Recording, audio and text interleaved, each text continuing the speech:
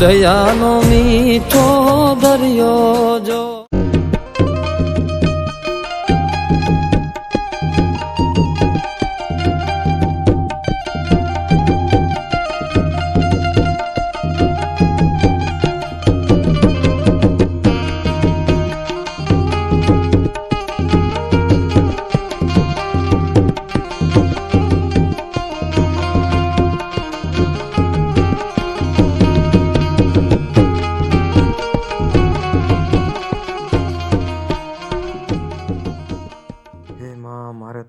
સમય આવ્યો મારા દીકરા પરિસ્થિતિઓ છે હે રામ બધી પરિસ્થિતિના રસ્તાઓ છે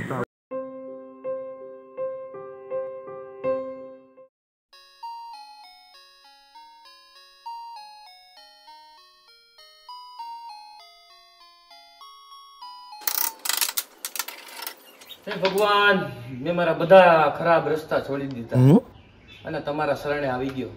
અને હા, સ્પેશિયલી તમે મારા જીવનમાં ઓલા રામને મોકલો. આભાર તમારો યાર, ભગવાન સ્વરૂપે મિત્ર મળ્યો. વાહ વાહ. હે વિકૃત તારા મિત્ર રામને તારી જરૂર મારો ભ્રમ હશે. ના રામને મારી જરૂર ન પડે. એને તો મારું જિંદગી બદલાવી છે, એને મારી જરૂર. એક કામ કરું તો એને ફોન કરી લો, કદાચ મારી કઈક જરૂરી છે તો, વિચાર એવો છે તો. વાવ, ફોન કરી લો.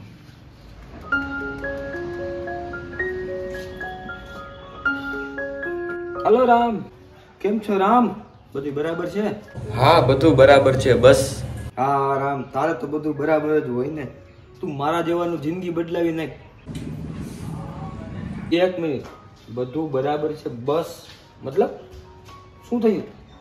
મને ગર્વ છે તારા ઉપર. ચાલ ને મારા ભાઈ, બોલ હવે શું થયું? ઈ તો કે શું થયું? હજારો પ્રોબ્લેમ છે મારા ભાઈ, પણ કોને વાત કેવી? ભગવાનના શરણે હતો તો એક માણસનું કીધું. મને એમ કે તારે કઈ પ્રોબ્લેમ નહીં હોય, તું બધાના પ્રોબ્લેમ સોલ્વ કરતો હોય છે, તો તારે શું પ્રોબ્લેમ હોય? ચાલ હવે શું થયું ઈ કે. સારું મારા ભાઈ, સાંજે આવજે મારી પાસે, બધી વાત તને કહી દઈ. અટાણે તે નવો ધંધો ચાલુ કર્યો છે, એનું કામ કરી લે. મળ્યા સાંજે. બરોબર, રામનો આભાર. મારી જિંદગી બદલી નાખી આખી. હવે તો કામ કરું અને મહેનતના પૈસા આવે, અને એ મહેનતના પૈસાથી હું મારા પેટનો ખાડો ભરું. ખરેખર સાચું જીવન તો આ જ છે. અટાણ સુધી કેટલું ખોટું કર્યું, કેટલા પાપ કર્યા, કેટલાની જિંદગી બગાડી, પણ છેલ્લે તો આ જ રસ્તો સાચો છે.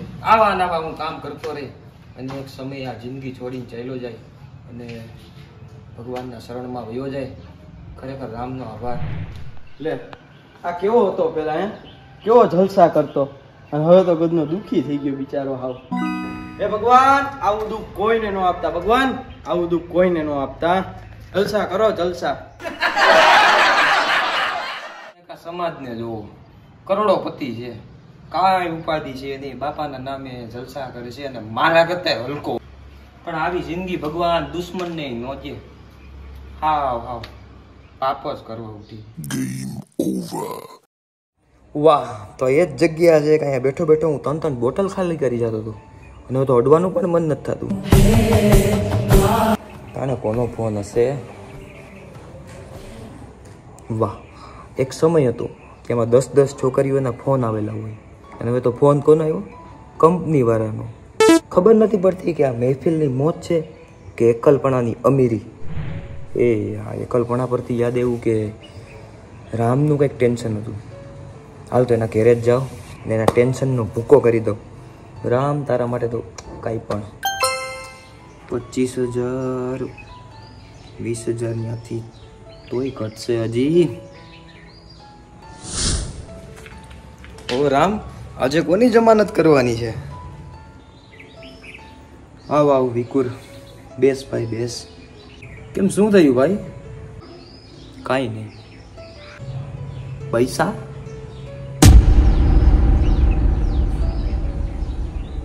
કેમ, કેટલા ઘટે છે, કેમાં ઘટે છે? હું કાંઈ નહીં પૂછું. અરે વિકુર, વાત એવી છે કે ગયા મહિને મારા એક સંબંધીને પૈસાની જરૂર હતી. દવાખાનું હતું એટલે હું કંઈ નાનો પાડી શક્યો. અને પછી મેં વ્યાજેથી જ પૈસા લઈ લીધા અને ઉતાવળમાં હતો એટલે મારી યાર એવી બધી છેતરપિંડી થઈ ગઈ ને યાર. હવે મારે એને 30% લેખે એગ્રીમેન્ટમાં સાઇન કરાવી દીધી કે 30% લેખે મારે એની પાસેથી પૈસા દેવાના. હવે દર મહિને હું તો 3%નું કીધું હતું યાર, હવે 30%. ઉતાવળમાં તો મારી નજર જ ન ગઈ યાર. હવે મારે એને દર મહિને 30,000 રૂપિયા દેવાના, ઉપરથી આ 1 લાખ રૂપિયા દેવાના. યાર આ નાના માણસોનું તો શું થતું હોય છે, બિચારા અભણ છે, સાઇન કરી દેતા હોય છે, કાયદો પણ કંઈ કરી ન શકે. 30% મતલબ 30,000 રૂપિયા. કોણ છે એ કોણ એટલા બધા હોય ક્યાંય? નામ બોલ ખાલી એનું. પેલો સમાજ. હે ભગવાન, આવું દુઃખ કોઈને ન આપતા. ભગવાન, આવું દુઃખ કોઈને ન આપતા. જો એના છઠ્ઠીનું ધાવણનો યાદ દેવરાઈ દઉં તો મારું નામ પણ સુધરેલો વિકુર નહીં. રામ તું ટેન્શન ના લે, આજે તારા ટેન્શનનો છેલ્લો દિવસ. પૈસા હું કામ ન આપે? અરે ગમે એમ કરો, મારો એને ટાટિયા ભાંગી નાખો છેલ્લે. અરે ગરીબ માણા હોય તો શું છે? અરે એને મારી મારીને પૈસા કઢવો. આપ્યા પૈસા ને? હા મોટા આપણો પાવર જ એમ છે. આ પૈસા લઈને અહીંયા સીધા મારી વાહે હો. હા હજી કોઈ એવો પેદા નથી થયો કે મારા પૈસા કોઈએ ન આપ્યા હોય. હું મારો ધંધો જ ઈ છે, ગમે ત્યાંથી હું પૈસા કઢું. હું ગમે ત્યાંથી.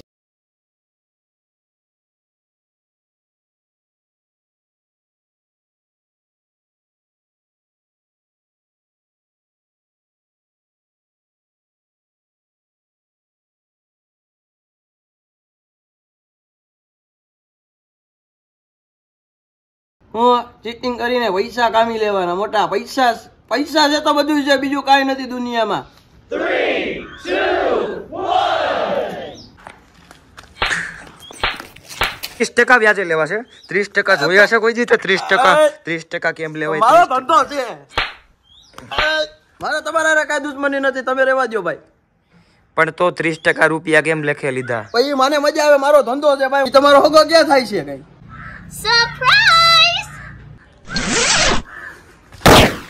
મારે ને રામ ને હું સંબંધ છે એમ? રામ જે મારો પરમ મિત્ર છે. Oh my god. Hello. આમ મરાય ભાઈ, હાવ કા આમ મારવાનો હોય? તમારા પૈસા લઈ લીધા તો વાતું કરો તી. 30% લેખે નહીં મળે. તારા 1 લાખ રૂપિયા તને મળી જાય અને જેટલું વ્યાજ છે એટલું પૈસા મારી પાસેથી લઈ લેજે. પણ રામનું તારું બધું પૂરું કરજે. રામ પાસે જઈ અને તું માફી માગી લે કે હવેથી હું ધંધો નહીં કરું, મૂકી દે. ઈ તું ભલે ગમે એ કર, પણ રામ પાસેથી માફી તારે માગવી પડશે. ભાઈ મારા હકના પૈસા તો મને આપી દે. પણ હકના પૈસા ઈ તને મળી જાય. મેં તને શું કીધું આગળ? હા ભાઈ એમ હકના મારા પૈસા છે ઈ તો મને દઈ દેવો ને. અને તારું ઓલું જે એગ્રીમેન્ટ છે એ ફાડીને ભૂકો કરીને નાખી દેજે. સુધરી જા. તને અક્કલ છે કે નહીં? આવી રીતના ખોટું કરીને તું કેટલું જીવી? તને ખબર નથી પડતી? આવા ગરીબ માણસો પાસેથી તું 30% લેખે તું એગ્રીમેન્ટમાં સાઇન કરાવી લેશું. તને કઈ ખબર નથી પડતી? ભાઈનું આયાત છે મારા વાલા, સુધરી જા. તને ખબર નહીં પેલા કેવો હતો ને કેવો થઈ ગયો. રામના શરણોમાં વયો જા, ભગવાનને કંઈક માનવા માંડ ને સુધરી જા. બેકાર સુધરી જા કંઈક. તને કહું છું બેકાર સુધરી જા કંઈક. હું આખા ગામની પંચાયત કરતો હોય ને કંઈક ને કંઈક કાંડ કામમાં હલવાયેલો જ હોય. ભગવાનનો થાતું, ભગવાનનો. હા ભાઈ, હું આજથી મારા જે બધા ખરાબ ધંધા છે હું આજથી જ મૂકી દઈ, અત્યારથી જ મૂકી દઈ. અને તમારા ભાઈ પાસે જે ઓલું એગ્રીમેન્ટ કરાવ્યું છે એ હું આજના જ ફાડી નાખી. મારા હકના રૂપિયા છે એ જ હું લઈ. મારે વ્યાજે નથી જોતું ભાઈ, મારા જે હકના છે ને એ જ મારે જોઈએ. બસ હું બીજા હક સિવાયના બીજા 1 રૂપિયો નહીં લઉં. બાકીનું એગ્રીમેન્ટ હું ફાડી નાખી. એ ભાઈને હું બીજા કોઈ પાસેથી નહીં લઉં. હું આજથી રામના શરણે વયો જાય. Good job. આ વાત યાદ રાખજે. વાહ રામ વાહ, ખરેખર જીવન, સાચું જીવન શું છે તે આજે મને સમજાવી દીધું. આજે મેં પણ એક જણાને સુધારી દીધો. હાલો હા ભાઈઓ, આજથી આપણે બધો ખોટો ધંધો જે છે ને એ બધો બંધ કરી દેવાનો છે. મારા ઓલી એગ્રીમેન્ટની ફાઇલું છે એ બધી ફાઇલું બધી બારી નાખો. આપણે કાંઈ નથી જોતું, કોઈના ખોટા રૂપિયા આપણે જોતા નથી. કાલે સવારે 9 નાકે નવી દિવાળી, આપણને જે ભગવાન આપશે એ ખાઈ લેવું આપણે, પણ આ ખોટા ધંધા કરવા નથી. એ બિચારો બહુ ગરીબ માણસ છે. હમણાં એનો ભાઈબંધ આવ્યો હતો, એને મને બધું વાત સમજાવી, એને મને વાત કરી અને એને મને કીધું કે એ બહુ વ્યવસ્થિત માણસ છે. બધી આપણે બધે એગ્રીમેન્ટો છે એ બધા આપણે ફાડી નાખો. આપણે કોઈનો રૂપિયો જોતો નથી. આપણે હકના રૂપિયા જે દીધેલા છે એ બધા રૂપિયા ઉઘરાવી લ્યો, બાકીના સિવાયના આપણે કોઈના જોતા નથી. બોલો જય શ્રી રામ. હા ભાઈ જુઓ, મને માફ કરજો ભાઈ. મેં તમારી પાસે 30% લેખે તમારું એગ્રીમેન્ટ કરાવ્યું હતું. મારી ભૂલ થઈ ગઈ. મેં આજથી બધા મારા જે ખોટા ધંધા હતા એ બધા મૂકી દીધા છે ભાઈ. અને આજથી હું ભગવાનના માર્ગ ઉપર ચાલવાનો છું. મેં વચન લઈ લીધું છે. હા, અને આ એક ખાસ વાત કે તમારી જે ભાઈબંધી છે ને એ 100% સાચી છે. તમે તમારા ભાઈબંધને મૂકતા નહીં. તમારા માટે બહુ સત્ય માણસ છે, બહુ સારો માણસ છે. અને એ મને એમ કહેતો હતો કે મારો રામ પહેલા, પણ તમે એને હું એવું માર્ગદર્શન આપ્યું એ તો મને નથી ખબર, પણ તમારા ભાઈબંધે મને એક માર્ગદર્શન આપ્યું છે. મેં આજથી રામનો રસ્તો પકડ્યો છે ભાઈ. હા, મારા બધા ગુના મને માફ કરજો ભાઈ. અને આજથી હું સારો રસ્તો પકડું છું. એમાં મને આશીર્વાદ આપજો કે હું સારા રસ્તે ચાલું. જય શ્રી રામ ભાઈ. જય શ્રી રામ. મને ગર્વ છે યાર વિકૃત ઉપર. કેવો હતો પહેલાં ને કેવો થઈ ગયો, સુધરી ગયો કે સુધારી દીધો કાંઈ ખબર છે નહીં. પણ કાશ દુનિયા આમ જ સુધરી જાય.